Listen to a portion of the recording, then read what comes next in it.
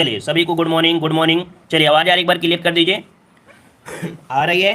चलिए लाइक भी कर दीजिएगा भाई, जितने लोग जुड़ चुके हैं एक बार वीडियो को लाइक भी कर दीजिएगा, फिर हम लोग पढ़ाई को स्टार्ट करते हैं। ठीक है, चलिए तो चलिए पहला क्वेश्चन आपके सामने दिया गया है, करो या मरो का नारा किसने दिया था। आईएमपी क्वेश्चन है, याद रखिएगा महात्मा गांधी से जुड़े हुए हर एक पॉइंट आपके आईएमपी एग्जाम के लिए। ठीक है, तो चलिए यहाँ पर आपका पहला का जवाब आ रहा है ऑप्शन डी, आपके महात्मा गांधी। जवाब बिल्कुल सही हो जाएगा। और आपके कब, तो आपके अगस्त 1942 में जब आपका आंदोलन आपका स्टार्ट किया गया था, तब इन्होंने दिया था करो या मरो का नारा। ठीक है, आगे बढ़ते हैं। क्वेश्चन दिया है, किस मुगल बादशाह को जिंदा पीर कहा जाता है। आपने पढ़ा भी होगा, है ना। मतलब यहाँ पर देखा जाए दूसरों पर कानून देखा जाए बहुत ज्यादा भयंकर करते थे, है ना। ये आपके कौन है, तो ऑप्शन बी हो जाएगा आपके औरंगजेब। ठीक है, औरंगजेब को जिंदा पीर कहा जाता है। ठीक है, आगे बढ़ते हैं। क्वेश्चन आपसे अगला दिया गया है, अलाई दरवाजा का निर्माण किस सुल्तान ने करवाया था। तो चलिए यहाँ पर जवाब देना है, सही जवाब इनमें से क्या हो जाएगा। चलिए बहुत अच्छे, वेरी गुड, बिल्कुल सही है। लाइक से भी करते रहिए। चलिए अलाई दरवाजा इसके पहले हमने पढ़ाया था। तो अलाई दरवाजा का निर्माण सुल्तान अलाउद्दीन खिलजी, है ना, किसने, अलाउद्दीन खिलजी ने। ऑप्शन राइट हो जाएगा, यहाँ पर सी नंबर राइट हो जाएगा। और यह निर्माण जो कराया गया है लाल पत्थर और संगमरमर के द्वारा। ठीक है, और कब, तो आपकी 1311 ईस्वी में इसका निर्माण कराया गया था। ठीक है, बनकर तैयार हो गया था। आगे बढ़ते हैं। क्वेश्चन दिया है, निम्नलिखित में से किसने राष्ट्रकूट सम्राट की नींव रखी थी। ये बताइए, राष्ट्रकूट वंश का जो संस्थापक था कौन था। राष्ट्रकूट वंश का संस्थापक कौन था, तो यहाँ पर जवाब आ रहे हैं दंती दुर्ग। जवाब बिल्कुल सही है, बिल्कुल 100% राइट आपका हो जाएगा, दंती दुर्ग आपका जवाब राइट हो जाएगा। ठीक है ना। और यहाँ पर आते हैं अगले क्वेश्चन को। क्वेश्चन दिया है, हर्षचरित नामक पुस्तक किसने लिखी। हर्षचरित नामक पुस्तक जो लिखा, ये किसने लिखा है। तो चलिए देखते हैं, आप लोग कंफ्यूज तो नहीं हो रहे हैं हर्षचरित का नाम सुनकर। चलिए देखिए, हर्षचरित तो नाम है, लेकिन हर्षवर्धन ने नहीं किया है। ठीक है, किसने किया है, तो आपके बाणभट्ट, जो कि हर्ष के आपके कह सकते हैं दरबारी थे, है ना। ऑप्शन क्या बन जाएगा, बी नंबर इसका राइट हो जाएगा, आपके बाणभट्ट ने किया है ना। और इसमें हर्षवर्धन के इतिहास के बारे में स्रोत मिलता है हर्षचरित से। ठीक है, अगला क्वेश्चन दिया गया है, अधोलिखित में से कौन गुप्तकालीन स्वर्ण मुद्रा है। ये बताइए, गुप्तकाल में जो स्वर्ण मुद्रा होती थी उसे हम लोग किस नाम से जानते थे। चलिए बताइएगा, गुप्तकालीन जो आपकी मुद्रा थी स्वर्ण मुद्रा, उसको किस नाम से जानते थे। तो चलिए 6 नंबर में यहाँ पर कौड़ी, दीनार, निस्क और आपका पग। बिल्कुल सही, ऑप्शन बी हो जाएगा दीनार, है ना। ऑप्शन क्या हो जाएगा, बी नंबर राइट हो जाएगा। आगे बढ़ते हैं। क्वेश्चन दिया है, निम्नलिखित में से किसे एशिया के ज्योतिपुंज के रूप में जाना जाता है। तो चलिए यहाँ पर जवाब देना है, बिल्कुल इजी क्वेश्चन है। एशिया के ज्योतिपुंज अर्थात लाइट ऑफ एशिया किसे कहते हैं, तो आपके गौतम बुद्ध को कहते हैं ना। गौतम बुद्ध को लाइट ऑफ एशिया कहा जाता है ना, या एशिया के ज्योतिपुंज के रूप में जाना जाता है। ठीक है, और आगे बढ़ते हैं। क्वेश्चन दिया है, शेर ए पंजाब के नाम से इनमें से कौन मशहूर था। शेर ए पंजाब के नाम से जो मशहूर था, इनमें से कौन मशहूर था। चलिए यहाँ पर जवाब देना है, आपका जवाब आ रहा है, चलिए बिल्कुल है राजगुरु, भगत सिंह, लाला लाजपत राय या उधम सिंह। चलिए काफी लोगों ने जवाब दिया है यहाँ पर लाला लाजपत राय, जो कि बिल्कुल सही जवाब है। लाला लाजपत राय को शेर ए पंजाब के नाम से भी जाना जाता था। ठीक है ना। और ये गरम दल के नेता थे। कैसे, गरम दल के नेता थे, साथ में इन्हें पंजाब केसरी भी कहते थे, है ना। इन्हें पंजाब केसरी के नाम से भी जाना जाता है। ऑप्शन सी हो जाएगा। आगे बढ़ते हैं। क्वेश्चन दिया गया है कि गांधी जी ने जिस विदेशी पत्रकार को डांडी मार्च के समय अपने साबरमती आश्रम में ठहराया था, उसका नाम क्या था। और इसके पहले भी हमने मॉडल पेपर में इस क्वेश्चन को बताया भी है ना। अगर याद हो तो आपको देखो, यहाँ पर आपके मिलर, है ना, कौन थे, मिलर। याद रखिएगा, ऐसे कि गांधी जी से मिलने आए, मिलर कौन, तो आपके वेब मिलर। ऑप्शन क्या हो जाएगा, बी नंबर आपका राइट हो जाएगा। ठीक है ना, क्लियर है। चलिए आगे बढ़ते हैं। क्वेश्चन दिया गया है, 1938 में भारतीय राष्ट्रीय कांग्रेस के अध्यक्ष निर्वाचित हुए। ये दिए गए 38 में, अगर आपको याद हो 38 की सिन में आपको याद होगा, तो चलिए जवाब दीजिएगा, सुभाष चंद्र बोस। चलिए बिल्कुल सही है, ऑप्शन हो जाएगा 10 का बी नंबर। आपके कांग्रेस के जो आपका हुआ था आपके होशियारपुर, है ना, हरिपुरा, या हरिपुरा में, हरिपुरा जो कि आपके गुजरात में पड़ता है, और ये 1938 में हुआ था। सुभाष चंद्र बोस इसमें से निर्विरोध अध्यक्ष आपके चुने गए थे, है ना, निर्विरोध अध्यक्ष चुने गए थे। इसके बाद दोबारा जो बने थे कब, तो आपके 1939 में, कहां पर, त्रिपुरी अधिवेशन में पट्टाभी सीतारामैया को हराकर अध्यक्ष के पद पर निर्वाचित हुए थे। कुल मिला के देखा जाए ये 2 बार आपके अध्यक्ष बने हैं, है ना। लेकिन लास्ट वाले में ऑटोमेटिक इन्होंने अध्यक्ष का पद त्याग दिया था, और इसके बाद डॉक्टर राजेंद्र प्रसाद बन गए थे, है ना। तो इस प्रकार से ऑप्शन कौन हो जाएगा, बी नंबर राइट हो जाएगा। अगला क्वेश्चन दिया है, सतपुड़ा और बिंद के बीच कौन सी नदी बहती है। हमने आपको नदियां जब पढ़ाया होगा तो आपको बताया होगा कि सतपुड़ा पहाड़ी और आपका बिंद पर्वत है ना, इन दोनों के बीच से एक नदी जाती है, उसे क्या बोलते हैं? नर्मदा नदी। इसी नदी को बोलते हैं भ्रंश घाटी से होकर बहने वाली, क्या?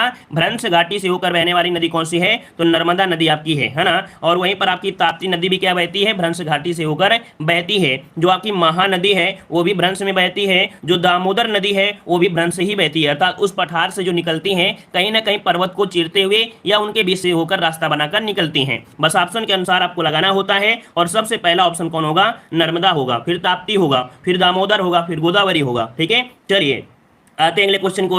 8 ग्रहों में से बुध सूर्य से कौन से स्थान पर आपका स्थित है? ये बताइएगा कि बुध जो आपका है सूर्य की दूरी में, देखिए सबसे बड़ा पास में आपका सूर्य तो मान लो है ही है, सूर्य के बाद क्या होता है? बुध, फिर शुक्र है ना, पृथ्वी, मंगल, बृहस्पति, शनि, अरुण, वरुण, मतलब पहला स्थान इसका आपका हो जाता है बुध का, जो कि सबसे छोटा भी है। तो ऑप्शन क्या हो जाएगा? ए नंबर आपका राइट हो जाएगा। क्लियर हो गया ना? 12 का ऑप्शन क्या हो जाएगा? ए नंबर आपका बनेगा, बी नंबर नहीं बनेगा। अगला क्वेश्चन दिया है यूरोप की सबसे लंबी नदी कौन सी है? ये क्वेश्चन आपका IMP है, यूपीएससी में क्वेश्चन आपका पूछा जा सकता है। ठीक है, चलिए 13 का ऑप्शन आ रहा है यहाँ पर आपका डी नंबर, वोल्गा नदी। कौन सी है? यूरोप की सबसे लंबी जो नदी है ये आपकी वोल्गा नदी है ना। ये आपकी कह सकते हैं यूरोपीय रूस की सबसे लंबी भी नदी मानी जाती है। ठीक है, और इसकी जो लंबाई है वो आपकी 3600 कितनी? 3692 किलोमीटर इसकी लंबाई है। वहीं पर सेकंड नंबर में आपकी डेन्यूब आ जाती है। ठीक है, चलिए आगे बढ़ते हैं। क्वेश्चन दिया है किस देश के साथ भारत की सबसे लंबी अंतर्राष्ट्रीय सीमा है? चलिए यहाँ पर जवाब देना है, सही जवाब इनमें से क्या हो जाएगा? किस देश के साथ भारत की सबसे लंबी अंतर्राष्ट्रीय सीमा, और अंतर्राष्ट्रीय सीमा की बात करते हैं तो आपका जवाब क्या बनेगा? बांग्लादेश इसका राइट आंसर हो जाएगा। ठीक है भाई, वीडियो को लाइक करिएगा जितने जितने लोग जुड़ चुके हैं, और जितने लोग जुड़ चुके हैं देख लीजिए, अगर आपने वीडियो को लाइक नहीं किया एक बार वीडियो को लाइक कर दें, इससे हमें थोड़ा एनर्जी मिलती है, अच्छा लगता है कि आप लोग जुड़ते हैं। ठीक है, चलिए बताइएगा तो अंतर्राष्ट्रीय क्या हो जाएगा? बांग्लादेश के साथ सर्वाधिक लंबी सीमा लगती है। क्लियर है? अगला क्वेश्चन दिया गया है निम्नलिखित में से कौन सा भारत का सबसे अधिक आर्द्र स्थान है? ये बताइए सबसे आर्द्र वाला जो स्थान है, आर्द्रता वाला स्थान है, वो कहां पर होगा? तो चलिए यहाँ पर जवाब देना है, जहां पर ज्यादा बारिश होगी, जहां पर ज्यादा बारिश होगी वहीं पर आर्द्रता होगी। और ज्यादा बारिश कहां होती है? मेघालय में। मेघालय में कहां? तो आपकी मासिनराम में। तो ऑप्शन क्या हो जाएगा? डी नंबर आपका राइट हो जाएगा, जो कि सर्वाधिक बारिश आपके विश्व में भी आपके यहीं पर होती है, मासिनराम मेघालय में होती है। ठीक है ना? आगे बढ़ते हैं, अगला क्वेश्चन दिया गया है योजना पत्रिका का प्रकाशन निम्नलिखित में से किसके द्वारा होता है? यहाँ पर पत्रिका का नाम है योजना पत्रिका। ये बताइए इसका प्रकाशन जो होता था किसके द्वारा होता है? चलिए 16 नंबर में, चलिए 16 का ऑप्शन देना है, ये है आपका सूचना एवं प्रसारण मंत्रालय के द्वारा। किसके? सूचना और प्रसारण मंत्रालय के द्वारा योजना पत्रिका का प्रकाशन होता है। यहाँ पर 16 का ऑप्शन बन जाएगा क्या? आपका डी नंबर राइट हो जाएगा। ठीक है ना? चलिए आगे बढ़ते हैं, अगला क्वेश्चन दिया है बैंकों का बैंक किसे कहते हैं? बताइए भाई बैंकों का बैंक किसे कहते हैं? 17 नंबर में सही जवाब देना है, एक्सिस बैंक, नाबार्ड बैंक, भारतीय स्टेट बैंक या रिजर्व बैंक। तो वही बिल्कुल सिंपल हो गया, क्योंकि यहाँ पर आपका वर्ल्ड बैंक नहीं दिया गया ऑप्शन में। अगर वर्ल्ड बैंक होता तो आप लोग कंफ्यूज होते हैं ना। याद रखिए बैंकों का बैंक किसे कहते हैं? तो आपके रिजर्व बैंक को कहा जाता है। किसे? रिजर्व बैंक को कहा जाता है। क्लियर है? चलिए आगे बढ़ते हैं, क्वेश्चन आपसे अगला पूछा गया है हरित क्रांति का मुख्य प्रभाव पड़ा था। ये बताइए जो आपकी हरित क्रांति आई थी इसमें से सबसे ज्यादा प्रॉफिट, सबसे ज्यादा जो कह सकते हैं देखने को मिला है ना, प्रभाव वो किस पे मिला था? चलिए दाल पर, फल पर, सब्जी पर, अनाज में या किस में? तो याद रखिए 18 का ऑप्शन आ रहा है, ए नंबर बिल्कुल सही जवाब है, सभी का जवाब सही है, अनाज में। और अनाज की बात करते हैं तो सबसे ज्यादा गेहूं में, और सेकंड नंबर आपका चावल में। अगर यहाँ पर आपका गेहूं आपका ए ऑप्शन में दिया होता, बी नंबर में आपका चावल, तो आप लोग ए नंबर गेहूं को प्रायिकता देते, सबसे ज्यादा गेहूं में हुआ था। ठीक है ना? दोनों चीज समझ में आ गया होगा। चलिए अगला क्वेश्चन दिया गया है भारत में वित्तीय वर्ष प्रारंभ होने की तिथि क्या है? ये बताइए भारत में वित्तीय वर्ष जो प्रारंभ होता है वो कब से होता है? आप सभी को पता है कि आपके 1 अप्रैल से 31 मार्च है ना, मतलब आपका जवाब जो हो जाएगा ए नंबर हो जाएगा। 1 अप्रैल से कितने से? तो 1 अप्रैल से आपका स्टार्ट होता है, ऑप्शन आपका ए नंबर राइट हो जाएगा। क्लियर है? आगे बढ़ते हैं, क्वेश्चन दिया है विश्व व्यापार संगठन WTO में कितने सदस्य हैं? ये बताइए WTO में जो सदस्य हैं वो आपके कितने सदस्य हैं? चलिए 20 नंबर में यहाँ पर आपका जवाब क्या बनेगा? देखो वर्तमान में जो आपकी संख्या हो गई है वो आपकी 164 हो गई है। कितनी? 164 आपकी हो गई है। अच्छा 64वां जो आपका जुड़ा है, 164वां जो जुड़ा है वो आपका कौन सा जुड़ा है? तो ये 29 जुलाई 2016 को अफगानिस्तान इसका सदस्य बन गया था। कौन? अफगानिस्तान इसका सदस्य बना था, 164वां नंबर का बना था। ठीक है, याद रखिए 2016 में अफगानिस्तान बना था। अगला क्वेश्चन दिया गया है संविधान का कौन सा भाग नागरिकता के प्रावधानों से संबंधित है? चलिए बताइएगा कि यहाँ पर संविधान का कौन सा भाग है जो कह सकते हैं नागरिकता से संबंधित है, नागरिकता से। तो चलिए यहाँ पर जवाब आ रहे हैं, काफी लोग यहाँ पर जवाब दे रहे हैं। चलिए बिल्कुल सही जवाब है, यहाँ पर आपका जवाब बनेगा ऑप्शन बी दे रहे हैं। चलिए यहाँ पर 21 का ऑप्शन आ रहा है, बी नंबर या ए नंबर कौन सा बनेगा? देखो नागरिकता आपकी है जो आपके सेकंड वाले भाग में है। किसमें? तो भाग सेकंड में ही है, तो ऑप्शन क्या बनेगा? यहाँ पर आपका ए नंबर राइट हो जाएगा। ठीक है, चलिए भाई आप लोग वीडियो को लाइक नहीं कर रहे हैं, क्या बात है? वीडियो को लाइक शेयर भी कर दिया करें जल्दी से, इतने लोग जुड़ जाते हैं तो कम से कम सोचा करें कि कोई मेहनत कर रहा है तो कम से कम उसके लिए भी थोड़ा सा हेल्प करते रहें। चलिए बताइए भाई, यहाँ पर 22 नंबर कह रहे हैं अभिव्यक्ति की स्वतंत्रता किस मौलिक अधिकार के अंतर्गत है। अभिव्यक्ति मतलब होता है बोलने की, क्या अभिव्यक्ति मतलब होता है बोलने की स्वतंत्रता, बोलने की आजादी। जैसे क्या होता है मीडिया वाले होते हैं ना, बिल्कुल बोलते रहते हैं, है ना। यहाँ पर जो आपका जवाब हो जाएगा 22 नंबर में ऑप्शन हो जाएगा कौन सा, बी नंबर। ये स्वतंत्रता के अधिकार में आते हैं आर्टिकल नंबर आपके 19 में, है ना। जो पहला ही आपको मिल जाता है उसी में होता है। मीडिया वाले हमने आपको बताया था कि जो मीडिया वाले होते हैं वो चाहे कोई तूफान हो चाहे कुछ हो चले जाते हैं, चाहे मर जाए लेकिन अंदर घुस जाएंगे, उनको डरे नहीं रहता है ना। बोलने का अधिकार भी है, साथ में हर एक प्रकार का अधिकार है, ठीक है। यहाँ पर ऑप्शन बी नंबर राइट हो जाएगा। आगे बढ़िए, अगला क्वेश्चन दिया गया है, कह रहा है संवैधानिक संशोधन अधिनियम 2002 से भारत में सभी बच्चों के लिए मुफ्त और अनिवार्य प्राथमिक शिक्षा की व्यवस्था की गई थी। ये बताइए कौन सा संशोधन था, यहाँ पर बताइएगा कौन सा संशोधन है। यहाँ पर 23 नंबर में, तो 23 का ऑप्शन हो जाएगा 86 संविधान, है ना। 86वां जो संविधान संशोधन था 2002 में भारत के सभी बच्चों के लिए मुफ्त और अनिवार्य प्राथमिक शिक्षा की व्यवस्था की गई है। तो ऑप्शन क्या बन जाएगा, ए नंबर राइट हो जाएगा। क्लियर हो गया। आगे बढ़ते हैं, क्वेश्चन दिया है संविधान में कितने प्रकार के आपातकालों का प्रावधान है। चलिए बताइएगा संविधान में कितने प्रकार के आपातकालों का प्रावधान है, यहाँ पर बताना है। तो चलिए काफी लोग जवाब दे रहे हैं, यहाँ पर 3। यहाँ पर आपका जवाब क्या हो जाएगा, 24 का ऑप्शन बनेगा सी नंबर, कि आपके 3 प्रकार के प्रावधान है जो आपके आपातकाल में है। आर्टिकल नंबर आपका यहाँ पर 352 आपका होता है, आर्टिकल नंबर 352, है ना, जो कि राष्ट्रीय आपातकाल होता है। आर्टिकल 356 होता है जिसे राजकीय आपातकाल या राष्ट्रपति शासन कहते हैं, है ना। और आर्टिकल नंबर आपका 360 होता है जिसे वित्तीय आपातकाल के नाम से जानते हैं। एक पॉइंट ये यहाँ पर पूछा जाता है, वित्तीय आपातकाल की घोषणा कितनी बार हुई है। तो याद रखिए वित्तीय आपातकाल की घोषणा अभी तक भारत में नहीं हुई है। आगे बढ़ते हैं, क्वेश्चन दिया है भारत में स्तरों में अदालतें होती हैं। ये बताइए भारत में जो अदालतें होती हैं वो कितने स्तर में होती हैं। यहाँ पर आपका 25 नंबर में, और 25 का ऑप्शन बनेगा यहाँ पर आपकी 3 स्तर में होती हैं। कितनी स्तर में, तो आपके 3 स्तर में आपकी कह सकते हैं कि आपकी कह सकते हैं अदालतें आपकी होती हैं, है ना।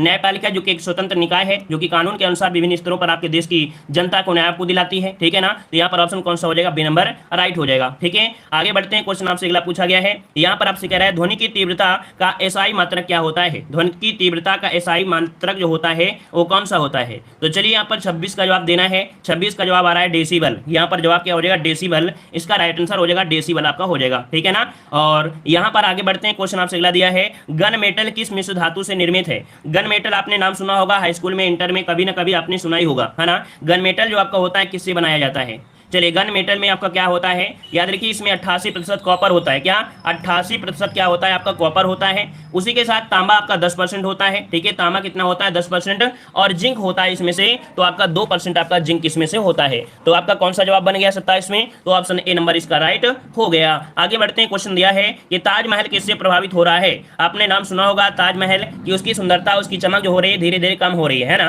तो यहाँ पर ऐसा क्या कारण है, कौन से यहाँ पर आपका कह सकते हैं कि गैस जिसकी वजह से दिक्कत आ रही है। तो चलिए यहाँ पर जवाब क्या हो जाएगा, सल्फर डाइऑक्साइड। बिल्कुल सही है, ऑप्शन क्या बन जाएगा, ए नंबर सल्फर डाइऑक्साइड अर्थात SO2 की, जो कि आप कह सकते हैं अम्लीय वर्षा, है ना। SO2 से क्या होती है, अम्लीय वर्षा होती है। तो अम्लीय वर्षा की वजह से ताजमहल की जो सुंदरता है वो धीरे धीरे क्या हो रही है, खत्म हो रही है। उसकी जो शाइनिंग थी, वो व्हाइटनेस थी, है ना, तो वो क्या हो रही है, कम हो रही है। अगला क्वेश्चन दिया है कि कमी से रिकेट्स का रोग होता है। ये बताइए कि इसकी कमी से रिकेट्स हो जाता है, कौन सी कमी से रिकेट्स होता है। और छोटे बच्चों में इसे हम लोग सुखवा रोग भी बोल देते हैं ना। तो यहाँ पर आपका जवाब क्या बनेगा, तो ऑप्शन आ रहा है डी नंबर, मतलब ऑप्शन ए हो जाएगा विटामिन डी। विटामिन डी की कमी से रिकेट्स नामक रोग हो जाता है। और विटामिन डी हड्डियों के पोषण प्रदान करने वाला विटामिन, आपको पता है विटामिन डी जो मुख्य रूप से होता है यह हड्डियों को क्या ताकत प्रदान करता है, पोषण प्रदान। और अगला क्वेश्चन आपसे दिया गया है ट्यूबरक्लोसिस संक्रमण होता है। ये बताइएगा कि ट्यूबरक्लोसिस जो संक्रमण होता है ना, ये कह सकते हैं किसके द्वारा होता है। चलिए यहाँ पर 30 नंबर में, और 30 का ऑप्शन क्या बनेगा, यहाँ पर आपका सी नंबर आपका हो जाएगा कि माइकोबैक्टीरियम ट्यूबरक्लोसिस द्वारा, है ना। ऑप्शन क्या हो जाएगा, माइकोबैक्टीरियम ट्यूबरक्लोसिस द्वारा आपका होता है। ऑप्शन यहाँ पर सी नंबर राइट हो जाएगा। क्लियर है। आगे बढ़ते हैं, क्वेश्चन दिया गया है निम्नलिखित शब्दों में से वर्तनी की दृष्टि से कौन सा शब्द आपका अशुद्ध है। यहाँ पर देखो हिंदी का क्वेश्चन दिया है और ये क्वेश्चन संभावित है, आपको मिल सकता है। देखो हमने बताया कि यहाँ पर पुष्पांजलि, निरपराध, उज्जवल, इनमें से कोई ना कोई मिलता है, और एक आपका कवित्री, है ना। इन 5 में से एक आपको मिल सकता है। तो चलिए बताइए इनमें से क्या हो जाएगा। तो चलिए 36 का जवाब देना है, और 36 का ऑप्शन यहाँ पर आ रहा है ऑप्शन डी। देखिएगा यहाँ पर आपका डी जो आपका उज्जवल दिया गया है, अच्छा पुष्पांजलि दिया गया है ना। पुष्पांजलि आपका जो दिया गया है पुष्पांजलि, ये तो आपका कह सकते हैं गड़बड़, निरापराध। अच्छा ये सही दिया, ये भी सही दिया, ये भी सही है। यहाँ पर दिया है निरापराध, होता क्या है, निरपराध होता है। क्या होता है, निरपराध होता है, मतलब ये गलती है आपका बी नंबर, है ना। अगला दिया गया है पैर से सिर तक वाक्यांश के लिए शब्द बताइए। पैर से सिर तक वाक्यांश के लिए क्या बोलेंगे? पैर से सिर तक के लिए आप लोग क्या प्रयोग करेंगे? जल्दी से बताइएगा इसका राइट आंसर इनमें से क्या हो जाएगा। तो चलिए यहाँ पर काफी लोग जवाब दे रहे हैं। ऑप्शन आ रहा है अपाद मस्तक, कौन सा? तो 37 का ऑप्शन बनेगा यहाँ पर आपका डी नंबर, अपाद मस्तक कहा जाता है, डी नंबर आपका राइट हो जाएगा। क्लियर हो गया इतना पॉइंट? क्लियर है ना? तो चलिए आगे बढ़ते हैं। क्वेश्चन दिया है पगड़ी रख घी चक लोकोक्ति का अर्थ क्या होता है? पगड़ी रख घी चक लोकोक्ति का अर्थ आपको बताना है। तो चलिए यहाँ पर आपको जवाब देना है। सही जवाब 38 नंबर में क्या हो जाएगा? तो चलिए 38 का ऑप्शन यहाँ पर आने शुरू हो गए हैं। यहाँ पर याद रखिएगा कि मान सम्मान से ही जीवन का आनंद है ना? क्या है? पगड़ी रख घी चक मतलब होता है मान सम्मान से ही जीवन क्या होता है? आनंद होता है। ऑप्शन बन जाए कौन सा? ए नंबर आपका राइट हो जाएगा। अगला दिया है कवि और उनकी रचना का जोड़ा कौन सा सही नहीं है? ये बताइए, कवि दिए और उनकी रचना दिए हैं, कौन सा जोड़ा सही नहीं है? यहाँ पर आपको फोकस करना है और बिल्कुल स्पीड के साथ बताइए कौन सा इसका हो सकता है। तो देखो यहाँ पर दिया है शिवराज भूषण का आपका भूषण हो जाएगा, सही है। शब्द रसायन जो कि आपके देवदत्त क्या है, ये भी सही है। परिमल जो कि आपके सूर्यकांत त्रिपाठी निराला का है, ये भी सही है। उद्धव शतक दिया है भारतीय हरिश्चंद्र, क्या दिया है? उद्धव शतक दिया है भारतीय हरिश्चंद्र का। तो मतलब यहाँ पर गलती इन्हीं की आपकी हो जाएगी। क्यों? क्योंकि उद्धव शतक किसका है? रत्नाकर का है। किसका है? तो आपके रत्नाकर का है। याद रखिए जगन्नाथ रत्नाकर का है, भारतीय हरिश्चंद्र का नहीं है, ये रत्नाकर का है। याद रहेगा ना? क्लियर हो गया? आगे बढ़ते हैं। कह रहे सूर्योदय शब्द का संविच्छेद क्या हो जाएगा? सूर्योदय शब्द का संविच्छेद इनमें से क्या हो जाएगा? सूर्य धन उदय, क्या? सूर्य धन उदय। और कौन सा हो जाएगा? तो 40 का ऑप्शन बन रहा है यहाँ पर आपका बी, आपका सूर्य धन उदय हो जाएगा, जो कि कौन सा संधि है? तो वो की मात्रा है, और वो की मात्रा होती है किसमें? तो आपकी गुण संधि में होती है। तो ऑप्शन क्या बन जाएगा? यहाँ पर आपका जवाब हो जाएगा कौन सा? बी नंबर राइट हो जाएगा। ठीक है, आगे बढ़ते हैं। क्वेश्चन आपसे अगला पूछा गया है, कह रहा है यहाँ पर करंट अफेयर का देखो बेहतरीन क्वेश्चन आपका इसमें भी मिल चुका है। चलिए कह रहा है आपसे 1 मई 2021 में अंटार्कटिका के रोन्ने आइस शेल के पश्चिमी हिस्से से विश्व के सबसे बड़े हिमखंडों अर्थात आइसबर्ग में से एक टूट कर अलग हो गया है। वैज्ञानिकों ने इस हिमखंड का नाम क्या रखा है? इसके पहले भी मॉडल पेपर में हमने इसको आपको बताया था कि सबसे बड़ा हिमखंड है जो कि यहाँ पर देखा जाए अंटार्कटिका से टूट गया है, और इसका नाम क्या है? तो यहाँ पर 51 का ऑप्शन क्या बनेगा? ऑप्शन हो जाएगा ए नंबर A76, है ना? याद रखिए A76 नाम है, आपको याद आ गया होगा, है ना? अगला क्वेश्चन दिया गया है, जून 2021 में केंद्रीय मंत्रिमंडल द्वारा मंजूरी प्रदत्त अंतर्देशीय पोत विधेयक 2021 किस अधिनियम को प्रतिस्थापित करेगा? 52 का जवाब पूछा गया है। यहाँ पर याद रखिए एक अधिनियम है, ऑप्शन सी अंतर्देशीय पोत अधिनियम 1917। इसका जो 52 है, 52 का ऑप्शन क्या बनेगा? सी नंबर इसका राइट हो जाएगा। सी नंबर इसका राइट हो जाएगा। ठीक है ना? मतलब देखा जाए तो जहाज की सुरक्षा, क्या? जहाज की सुरक्षा बचाव पंजीकरण को विनिमय करेगा, ये जो आपका विधेयक है। अगला क्वेश्चन आपसे दिया गया है, चलिए कह रहा है जून 2021 में जून 2021 में संयुक्त राष्ट्र शैक्षिक, वैज्ञानिक और सांस्कृतिक संगठन समिति ने ग्रेट बैरियर रीफ को खतरे में विश्व धरोहर स्थलों की सूची से में जोड़ने की सिफारिश की है। ग्रेट बैरियर रीफ किस देश में स्थित है?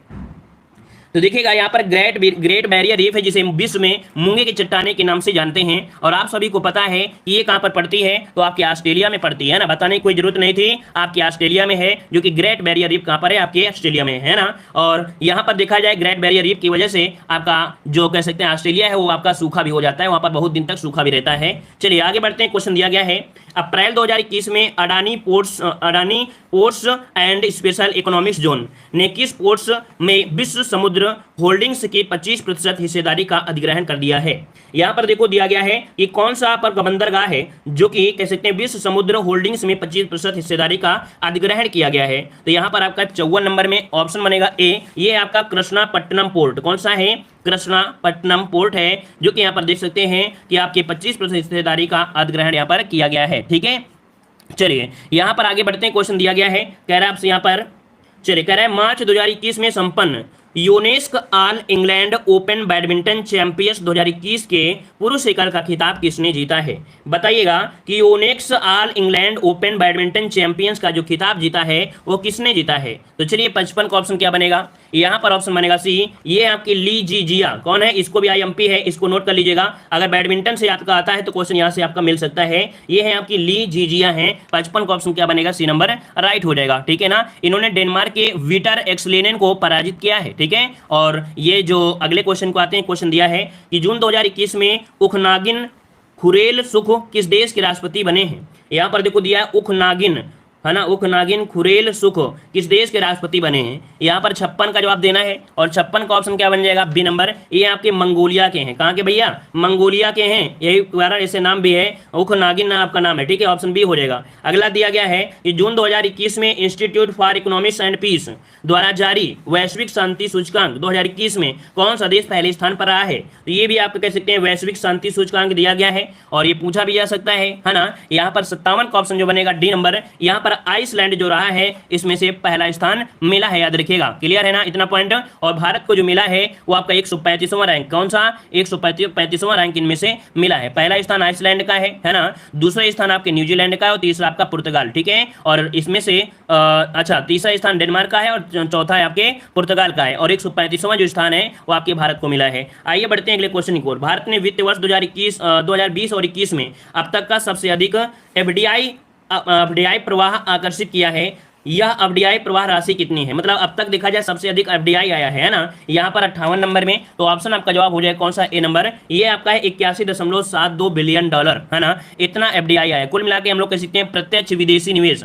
एफडीआई को क्या बोलते हैं? प्रत्यक्ष विदेशी निवेश बोला जाता है, ठीक है ना। और यहाँ पर देखा जाए कि 2019 और 20 की तुलना में 10% अधिक है। इस बार को 10% जो आपका एफडीआई है अर्थात प्रत्यक्ष विदेशी निवेश है, ज्यादा है, ठीक है। आगे बढ़ते हैं। क्वेश्चन दिया गया है कि 12 से 16 जनवरी 2021 के मध्य 24वें कौन सा है? 24वें राष्ट्रीय युवा महोत्सव का आयोजन किया गया और इस महोत्सव का मुख्य विषय क्या रहा है? तो यहाँ पर याद रखिए 59 का जो ऑप्शन बनेगा वो आपका ए नंबर, युवा उत्साह नए भारत का। क्या?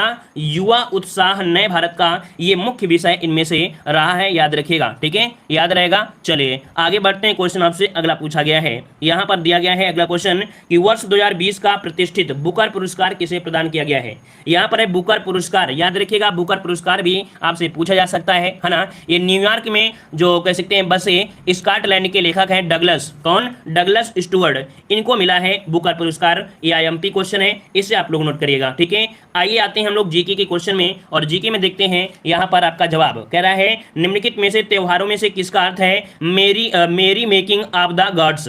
ये बताइए, एक त्योहार का नाम है मेरी मेकिंग ऑफ द गॉड्स और ये त्योहार का नाम क्या है? 61 में ये त्योहार का नाम है लाई हरोबा। क्या है? लाई हरोबा है, याद रखिएगा। इन त्योहारों में से किसका अर्थ है? तो लाई हरोबा का अर्थ होता है मेरी मेकिंग ऑफ द गॉड्स है। यहाँ पर जवाब क्या बनेगा? डी नंबर, इसका जवाब राइट हो जाएगा। ये कहाँ पर आपका है? तो मणिपुर में। कहाँ पर भाई? तो आपके मणिपुर से संबंधित है ये जो आपका उत्सव है, मणिपुर से संबंधित है। एक नृत्य का प्राचीन रूप आपका है। मणिपुर की सभी शैलियों में देखा जाए नृत्यों को रूपों को आधार दिया गया है, ठीक है। तो यहाँ पर जवाब क्या हो जाएगा? डी नंबर राइट हो जाएगा। अगला क्वेश्चन दिया है टेस्ट ऑफ माई लाइफ नामक पुस्तक के लेखक कौन है? टेस्ट ऑफ माई लाइफ के जो पुस्तक के लेखक हैं वो आपके कौन है? तो चलिए यहाँ पर जवाब देना है। काफी लोग जवाब दे रहे हैं, यहाँ पर आपका बी नंबर दे रहे हैं, लेकिन इसका राइट आंसर आपका बनेगा ए नंबर। ये है आपके युवराज सिंह। कौन है आपके? युवराज सिंह, इसका राइट आंसर हो जाएगा युवराज सिंह, राइट हो जाएगा। अगला क्वेश्चन दिया है भारत में डेयरी रिसर्च कहां पर है? भारत में डेयरी रिसर्च कहां पर है? 63 का जवाब दीजिए। भारत में डेयरी रिसर्च कहां पर है? तो आपके करनाल जो कि आपके हरियाणा, ऑप्शन क्या बन जाएगा? ए नंबर राइट हो जाएगा। क्लियर है इतना पॉइंट? चलिए आगे बढ़ते हैं। क्वेश्चन दिया है प्रथम भारत रत्न किसे मिला था? प्रथम भारत रत्न जो मिला वो किसे मिला? 64 नंबर में जवाब देना है। तो याद रखिएगा 1954 में प्रथम बार 3 लोगों को दिया गया था। इन 3 लोगों में कह सकते हैं कि जो आपके थे जो आपके से सी राजगोपालाचारी, सीवी रमन, और आपके कौन थे? आपके राधा कृष्णन थे, है ना। तो इनमें से आपका जो जवाब बनेगा 64 में, तो कौन सा बन जाएगा? तो यहाँ पर आपका सीवी रमन, इसका जवाब राइट हो जाएगा। अगला क्वेश्चन दिया अंतर्राष्ट्रीय महिला दिवस कब मनाते हैं? अंतर्राष्ट्रीय महिला दिवस प्रत्येक वर्ष 8 मार्च को मनाते हैं। ऑप्शन क्या हो जाएगा? ए नंबर, 8 मार्च आपका राइट हो जाएगा, है ना। अगला क्वेश्चन दिया गया है निम्नलिखित में से कौन सा राज्य बांग्लादेश के साथ अपनी सीमा साझा नहीं करता है? बताइए कौन सा देश है जो बांग्लादेश के साथ सीमा साझा नहीं करता है? क्वेश्चन आपको देखने को बार बार मिल रहा है और आपको रट गया होगा कि त्रिपुरा मिलता है, असम है, मेघालय है, लेकिन मणिपुर बांग्लादेश के साथ सीमा नहीं लगाता है। क्लियर है ना। चलिए मणिपुर आपकी म्यांमार के साथ सीमा जरूर साझा करता है ना, म्यांमार के साथ इसकी सीमा जरूर मिलती जाती है। अगला दिया है तब चोंगली किस राज्य के लोक नृत्य का रूप है? क्या दिया है? तबल चोंगली है और ये किस राज्य की लोक नृत्य का रूप है? यहाँ पर आपका 67 का ऑप्शन बनेगा, असम का है। कहाँ का है? ये असम का लोक नृत्य आपका है ना। तो यहाँ पर ऑप्शन क्या बन जाएगा? बी नंबर आपका राइट हो जाएगा। यहाँ का एक नृत्य और आपने सुना होगा बिहू, है ना, और एक आपका है खेल गोपाल कनोई। क्या क्या? तो देखो आपका तबल चोंगली और आपका बिहू और खेल गोपाल और केनोई, ये प्रमुख यहाँ के आपके लोक नृत्य हैं। अगला क्वेश्चन दिया है भारत के विभाजन के समय जो सीमा रेखा खींची गई वह कहलाती है? ये बताइए भारत के विभाजन के समय जो सीमा रेखा खींची गई उसे हम लोग क्या कहते हैं? क्या बोलेंगे? रेडक्लिफ बोलेंगे, है ना। जो यहाँ पर ऑप्शन क्या हो जाएगा? ऑप्शन सी, जो कि भारत और पाकिस्तान के निर्धारण के लिए सर सिरिल रेडक्लिफ जो कि आयोग के अध्यक्ष थे, उन्होंने यहाँ पर किया था। ऑप्शन क्या हो जाएगा? सी नंबर राइट हो जाएगा, ठीक है ना। और यहाँ पर अब कहाँ पर है? तो अफगानिस्तान और पाकिस्तान के बीच आपकी ये सीमा है। आगे बढ़ते हैं, क्वेश्चन आपसे दिया गया है कि किस राज्य में विधानसभा के सदस्यों की संख्या सर्वाधिक है? ये बताइए, सर्वाधिक विधानसभा के सदस्यों की जो संख्या है वो सर्वाधिक कहाँ की है? तो आप सभी को पता है उत्तर प्रदेश की है। कहाँ की है? उत्तर प्रदेश की है, 403, है ना। 403 उत्तर प्रदेश की आपकी है। एक एंग्लो इंडियन हुआ करता था, है ना। तो यहाँ पर 403 इसका जवाब राइट हो जाएगा, ठीक है। और आगे बढ़ते हैं, क्वेश्चन दिया है हरित क्रांति के जनक माने जाते हैं। ये बताइएगा कि नॉर्मन बोरलॉग जो आपके हरित क्रांति के जनक माने जाते हैं, पूछा गया है कहाँ के? तो कहाँ के होंगे भाई? आप सभी को बताना है कहाँ के थे। तो यहाँ पर आपको हो जाएगा यूएसए, अर्थात आपके अमेरिका के थे, है ना। तो ऑप्शन क्या बन जाएगा? सी नंबर इसका राइट हो जाएगा। अब यहाँ पर आपका समय आ गया है किसका? तो आपकी गद्यांश का समय आ गया है। अब देखते हैं कि आज की गद्यांश में जो आपकी जीवन के बारे में दिया है ना। तो देखते हैं जीवन के बारे में कितना हम लोग यहाँ पर जानते हैं। और देखिए कह रहा है आपसे, जीवन में बहुत अंधकार है। क्या है? जीवन में बहुत अंधकार है और अंधकार की ही भांति अशुभ और अनीति है। जिस प्रकार से अंधकार है उसी प्रकार अशुभ और अनीति है। कुछ लोग इस अंधकार को स्वीकार कर लेते हैं और तब उसके भीतर जो प्रकाश तक पहुंचने और पाने की आकांक्षा थी वह क्रमशः क्षीण होती जाती है। मैं अंधकार की इस स्वीकृत को मनुष्य का सबसे बड़ा पाप कहता हूं। यह मनुष्य का स्वयं अपने प्रति किया गया अपराध है। उसके दूसरों के प्रति किए गए अपराधों का जन्म इस मूल पाप से ही होता है। यह स्मरण रहे कि जो व्यक्ति अपने ही प्रति इस पाप को नहीं करता है वह किसी के भी प्रति कोई पाप नहीं कर सकता है। किंतु कुछ लोग अंधकार के स्वीकार से बचने के लिए उसके स्वीकार में अस्वीकार में लग जाते हैं। उसका जीवन अंधकार के निषेध का ही सतत उपक्रम बन जाता है। तो चलिए यहाँ पर गद्यांश में आते हैं, देखते हैं आपने क्या सीखा इसमें से। कह रहा है आपसे यहाँ पर गद्यांश में अंधकार शब्द किस ओर संकेत कर रहा है? अंधकार का मतलब यहाँ पर क्या संकेत हो रहा है? मतलब अपराधों की ओर संकेत कर रहा है। क्या?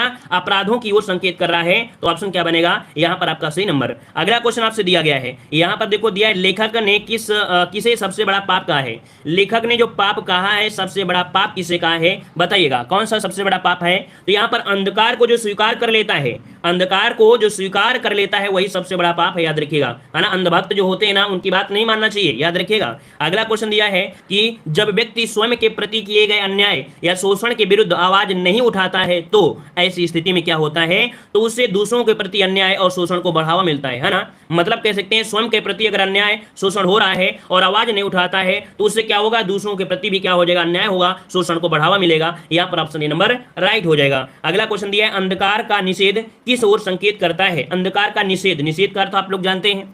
निषेध के हिसाब से क्या हो जाएगा? यह मानना है कि समाज में अन्याय शोषण बुराइयां नहीं है ना। यह मानना है कि समाज में जो अन्याय है शोषण है ये बुराइयां नहीं है। यहाँ पर ऑप्शन क्या बनेगा? डी नंबर राइट हो जाएगा। और अगला क्वेश्चन आपसे दिया गया है इस गद्यांश का मुख्य उद्देश्य क्या है? अगर आपने पढ़ा है तो बताइए, हम यहाँ पर अब थोड़ा सा धीरे से इसका जवाब देंगे क्योंकि आप लोगों से देखना है, क्योंकि आपने गद्यांश देखा है। बताइए अब चारों ऑप्शन जल्दी से पढ़िए और इसके बाद जवाब दीजिए। इस गद्यांश का मुख्य उद्देश्य इनमें से क्या है? अंधकार और प्रकाश की व्याख्या करना किया गया है या अन्याय और बुराइयों को दूर करने के लिए प्रेरित किया गया है? बिल्कुल सही है, आप लोग समझदार हैं, बहुत बेहतरीन तरीके से अन्याय और बुराइयों को दूर करने के लिए प्रेरित किया गया इस गद्यांश में। क्लियर है? आते हैं अगले क्वेश्चन को। क्वेश्चन दिया गया है, चलिए कह रहा आपसे यहाँ पर राजनीतिक बहसों की गर्मी में हम जो भी कहें अपने राष्ट्रीय अभिमान की अभिव्यक्ति में हम जितना भी जोर से खींचें, सक्रिय राष्ट्रीय सेवा के प्रति हम अत्यंत उदासीन रहते हैं क्योंकि हमारा देश प्रकाश से हीन है। मानव स्वभाव से हीनित कंजूसी के कारण इन्हें हमने नीचे रख छोड़ा है। उनके प्रति अन्याय से हम बच ही नहीं सकते हैं। समय समय पर उसके नाम पर हम पैसा इकट्ठा करते हैं लेकिन उसके हिस्से में शब्द ही आते हैं। पैसा तो अंततः हमारी पार्टी के लोगों के पास पहुंचता है। संक्षेप में जिनके पास बुद्धि, शिक्षा, समृद्धि और सम्मान है, हमारे देश के उस अत्यंत छोटे हिस्से 5% और आबादी के अन्य 95% के बीच की जो दूरी है वो समुद्र से भी अधिक आपकी चौड़ी है। यहाँ पर देखो दिया गया है एक राजनीतिक पार्टी से कि जनता से पैसा तो वसूल लेते हैं किसी न किसी एक संगठन के रूप में, लेकिन जो आपको सुविधाएं मिलती हैं कितनी? तो समुद्र से कम मिलती हैं। क्यों? यहाँ पर देखो 5% आपको दिया है और 95% यहाँ पर दिया गया है ना। तो देखते हैं यहाँ पर क्वेश्चन का अर्थ क्या हो रहा है। लेखक के अनुसार हम किनके प्रति अन्याय करते हैं? चलिए 76 जवाब देना है। 76 नंबर में लेखक किनके प्रति? तो जो निम्न वर्ग के होते हैं, जो निम्न वर्ग के होते हैं उन्हीं के प्रति क्या होता है? अन्याय होता है कि नहीं? अगला क्वेश्चन दिया है लेखक के अनुसार हम किनके नाम पर पैसा इकट्ठा कर लेते हैं? किनके नाम पर हम पैसा इकट्ठा करते हैं, तो यहां पर देखिएगा कि निम्न वर्ग के लोगों की भलाई के नाम पर हम पैसा इकट्ठा कर लेते हैं, लेकिन वो पैसा कहां जाता है किसी को पता नहीं चलता है। अगला क्वेश्चन दिया गया है, लेकिन उनके हिस्से में शब्द ही आते हैं, वाक्य में रेखांकित शब्द किस अर्थ को संकेत कर रहा है। अर्थात जो शब्द है ये शब्द किसकी ओर संकेत करने को कह रहा है, शब्द का अर्थ किसकी ओर जा रहा है, तो कभी ना पूरे होने वाले वादों की तरफ जाता है। उनके शब्द जो होते हैं कभी पूरे ही नहीं होते हैं, ऐसी तरह इस शब्द को संकेत कर रहा है। और अगला क्वेश्चन दिया है, यह प्रस्तुत गद्यांश के आधार पर हमने किसे नीचा रख छोड़ा है। बताइएगा, गद्यांश में कह रहा है हमने किसे नीचा रख छोड़ा है, किसे नीचा रख छोड़ा है, कौन सा आपका वर्ग आएगा। तो यहाँ पर निम्न वर्ग की बात हो रही है, तो यहाँ पर निम्न वर्ग का बहुत नीचा छोड़ दिया है। और अगला, और यहाँ पर कह सकते हैं इस वीडियो का और कह सकते हैं इस गद्यांश का अंतिम क्वेश्चन दिया है, जिसे आपको बेहतरीन तरीके से बताना है कि गद्यांश के आधार पर कहा जा सकता है कि, क्या कहा जा सकता है बताइएगा।